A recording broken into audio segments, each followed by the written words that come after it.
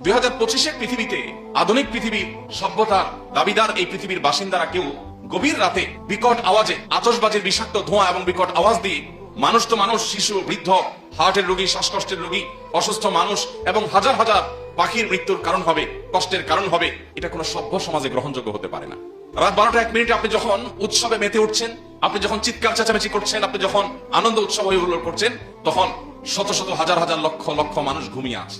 আপনার বিকট আওয়াজ হয়তো তাদের ঘুম ভাঙিয়ে দিচ্ছে। প্রতি বছর এই 31st নাইটের কারণে যে পরিমাণ নিরাপত্তা ঝুঁকি হয়ে থাকে, প্রত্যেক বছর পুলিশ থেকে, প্রশাসন থেকে নিষেধাজ্ঞা থাকে, কোন প্রকার পটকা ফুটানো যাবে না, এটা করা যাবে না, সেটা করা যাবে না, কিন্তু কে শুনে কার কথা?